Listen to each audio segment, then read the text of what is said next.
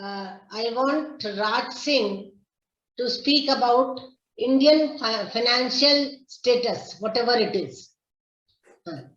इंसान कहता है कि पैसा आए तो मैं कुछ करके दिखाऊं, और पैसा कहता है कि तुम कुछ करो तो मैं आऊं. Good morning, friend. Today I will talk about Indian financial system and status. Indian financial system come between saver and investor. Saver, like the salary person who earn money and save in bank, who is the saver. Investor, who take money from bank and invest somewhere to earn money. So Indian financial system communicate between two systems, saver and investor. Now saver, like I take example Murli. Murli is saver. He earn money as a salary, spend some money and save some money in bank. Now other side, Mukesh Ambani. He is the investor. He take money from bank and invest somewhere like that petroleum, or maybe he set up some company. So he take money from bank and set up some IT hub or IT company. So there they set up, they buy the land, construct the building, and then set up the IT setup, and then hire people, and they hire people also earn money from the company, and again vice versa is going on. Like they earn salary and save again money. So here, if we see how Indian financial work, like we have a important institution like the RBI. RBI control each and every activity of Indian finance activities. Under RBI, all public bank, private bank, or like the Grameen Bank also come. They set up a rule, and all bank need to follow all rule, which is called that we can say the rule, and we need to follow. So what happened? A salary guy can't give their money to an investor. Like Murli direct can't communicate with that Mukesh Ambani. Murli will save their money in bank, and bank will give that money to Mukesh Ambani. So like that communicate, and RBI help to us how we invest and how we earn. Now other side, what is the actual status of Indian economy? Actual status, like we can say in one line, Indian status of economy is like we have big money with big hole. We know we are very rich guy. We have lot of money in India, but we don't know where is it today. We are earning, but it's not ready to stay in our pocket. When we go market, we buy vegetable, but we have to spend lot of money for normal things. That is the status of normal public in India. With that, just I will say like that Indian economy is centralized. It come from some particular part or population. Not it is the distributed. Distributed means it's not belong for everyone. It's belong for some particular person. Everyone, for normal public, we are daily struggling to manage our daily wage life. But other side, if we say some people have a lot of money and they are not able to use all that money. This is the fact of Indian economy. With that, I will stop this my communication. Thank you very much. Wonderfully spoken. Excellent. But only thing when you spoke first that Admi chata paisa hai, that one, you should have used this body language. Okay, ma'am. I will follow. Okay, this particular one in the beginning, because that's a code type. Yes. So this should have been in the beginning. Otherwise, perfectly fine body language, articulate, everything is fine. No problem. Thank you, ma'am. Thank you. Is there anybody else who wants to take up? Yes, ma'am, Prashant. Yes, Prashant, tell. Yeah. India is fastest growing economy in the world. It has taken 6th position. Recently, it has surpassed French economy, actually. So India is the best place to invest. Why? Because lot of youth youngsters are there. Youngsters population are there in India, actually. So a lot of investors, even if you can remember, like once Mr. Modi got elected as a Prime Minister of India, he went to every country, visited every country to bring the investment to India. So he bought lot of foreign investments to India, where the economy is growing a lot. So as investments are coming into India, we can see development in India in terms of economy.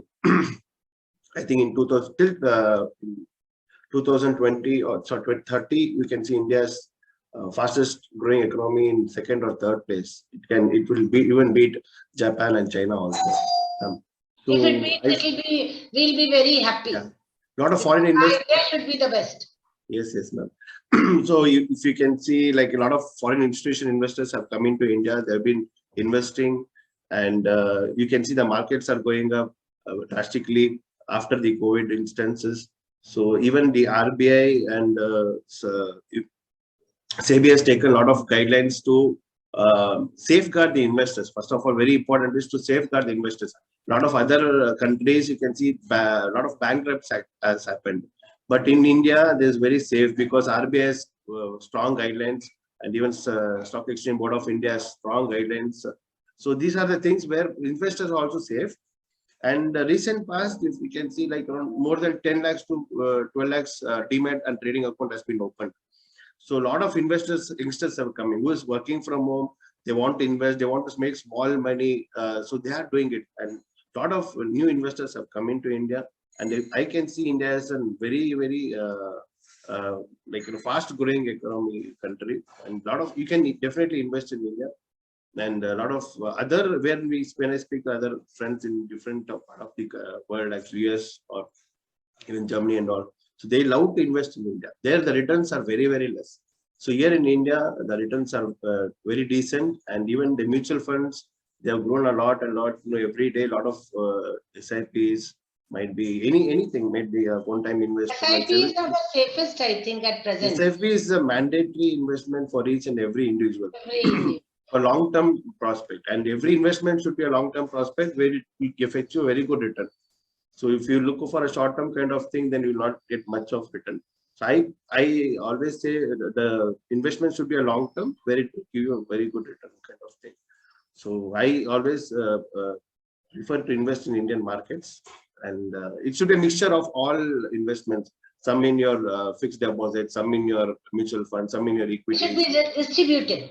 Yeah, distribute your funds, and it should be in a safest. And even if in insurance also, you should invest. One should invest in a term insurance, which is very, very mandatory for life. So if something happens for us also, no, my family will be safe in that money kind of thing. So this is what is my view. Very good, wonderful. You have given a very nice picture, very good body language, and fluency, everything perfect.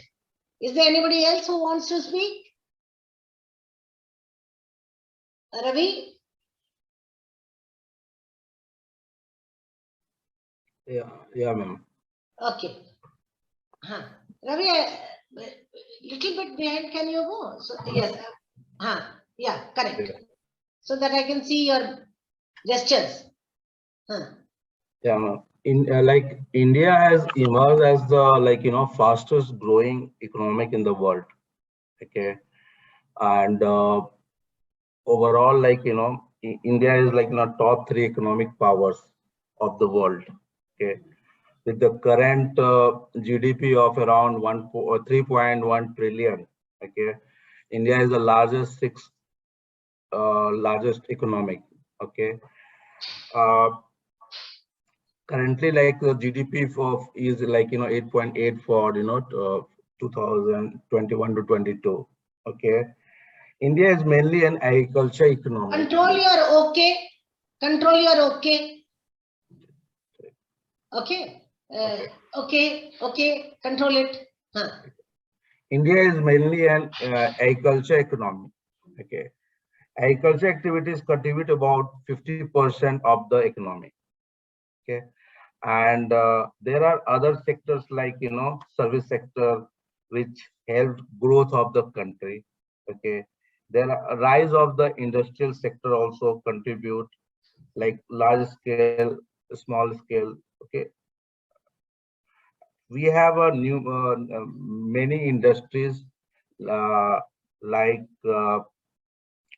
pharma industry, iron, steel industry, chemical industry, textile, automotive industry, and timber industry, jute and paper industry, which are among some of the industries like which have contributed a great deal to economic growth for the country.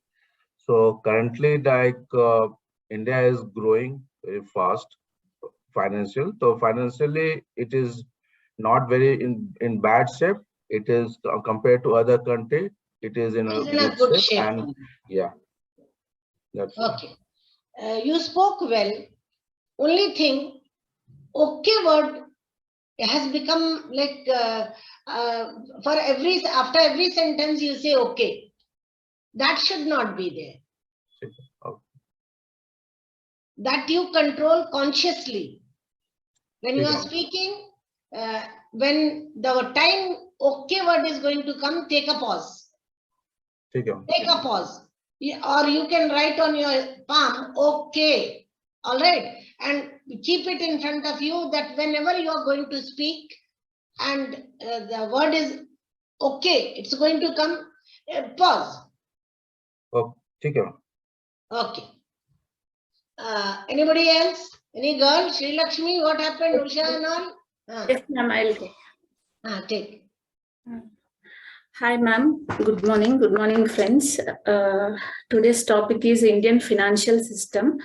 A financial system is a system where exchange of funds between the market participants will happen. Market participants includes lenders, investors, and borrowers. Here in the money market, in the market, majorly money is credit and finance are the products which can be exchanged. And majorly Indian financial system includes financial institutions, financial market, and financial instruments and services. Financial institutions includes both banking and non-banking institutions. And it includes developmental bodies, regulatory bodies, etc. And financial market is the place where lenders and borrowers will participate in the trading. And financial instruments, the products which are being exchanged in the financial market. Those are bonds, shares, and government securities, etc. And coming to financial services, these are the services provided by asset management and liabilities management companies. And coming to Indian economic system, it is majorly mixed economy. Mixed economy means both government and private investors play a major role in the exchange of funds or investments, etc. And Indian economy is majorly controlled by Reserve Bank of India. It is the Central Bank of India, and it is initially it was in a private hands, and soon it went into the government, and it was regulated by Ministry of Finance, Government of India. RBI was first established in 1935. Initially, it was located in Kolkata, and soon it was permanently moved to Mumbai in 1930. Mumbai is the economical capital. Financial capital of financial capital, sorry. And political capital is Delhi, but financial capital is Mumbai. And coming to RBI, major functions of RBI, it includes monetary authority and regulatory and financial services, and issue of currency, and regulation of foreign exchange services, etc. Coming to monetary policy, it includes repo rate and reverse repo rate. Repo rate is the rate at which it lends the money for the commercial banks. When banks fall shortage of money, and reverse repo rate is the rate at which it borrows the money from the commercial banks when they are having excess of money. In this way, it regulates the money flow between the commercial banks and the central bank. And also one of the major functions RBI does is controlling the inflation. To control the inflation when it is excess in the market, it sells the government securities so that it sucks out the money which is having excess in the market. And if inflation is going in a negative direction, to instigate the inflation, it buys the government securities from the market, so that it makes sure that money flow will be there into the market, so that it can regulate the market and investors Invest more money. Yes. Okay. Thank you. Very well spoken, Lakshmi. Thank Were you. you feeling today? I don't think so. You were like what happened on that day. It was not like that. No, ma'am. You were fully confident about speaking. Yes, ma'am. Good. And your body language was also very good, because gestures are necessary. Yes. Okay. Without gestures, there is no Yes. fun. It's like ornamentation. Okay. If you stand like attention and speak on any topic, it doesn't give that much of effect. Okay. Sure. Okay. Thank you.